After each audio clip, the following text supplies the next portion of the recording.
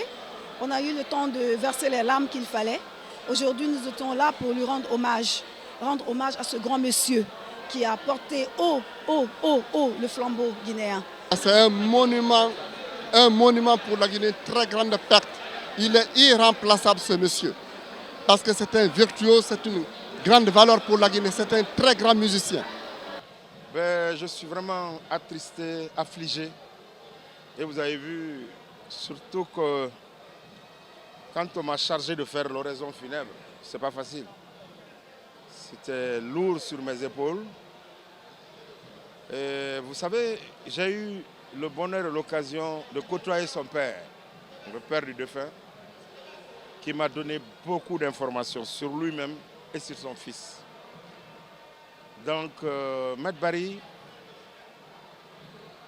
est un frère, un ami, un collaborateur avec lequel j'ai partagé beaucoup de choses. Il y a une année même où son guitariste avait voyagé pour le Canada et moi je revenais du Canada et des États-Unis.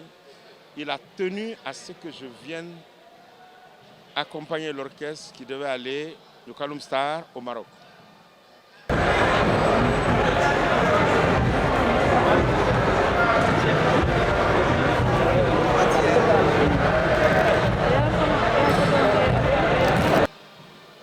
Alors, vous savez, on ne pleure pas un mort, mais ce qui me réchauffe le cœur, c'est qu'il m'a associé à tout ce qu'il faisait. Et je me réjouis d'une chose, tous les instruments avant que Maître Barry a, aujourd'hui je vais vous le dire, c'est moi qui lui ai donné gracieusement. Et il m'a dit, je garderai tous ces instruments-là jusqu'à ma mort. Et le jour où je vais mourir, je sais que tu es discret. Il faut le dire à qui veut l'entendre. C'était ce terme.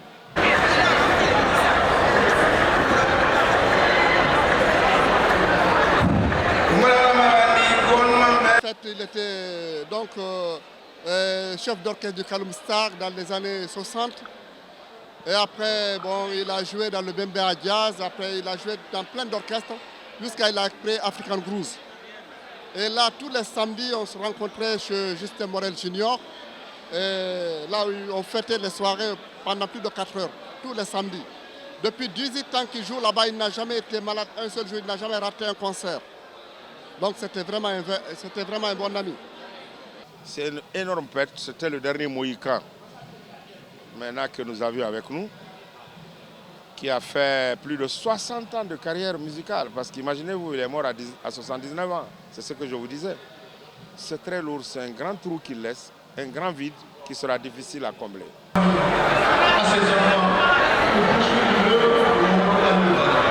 C'était un jazzman hors pair, un musicien hors pair.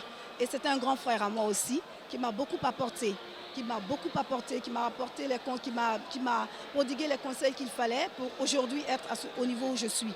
Donc c'est vraiment avec beaucoup d'émotion que je me retrouve ici.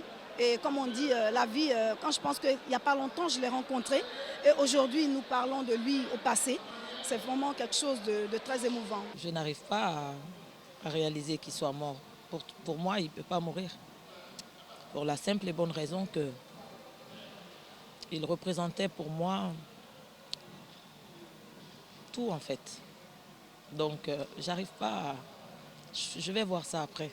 Il est irremplaçable ce monsieur, parce que c'est un virtuose, c'est une grande valeur pour la Guinée, c'est un très grand musicien. Ils sont 3 en Afrique, il y a Mano Dibango, Momo Wande Kamara et Maître Barry. C'est le 3e grand virtuose de saxophone de la Guinée. Pura.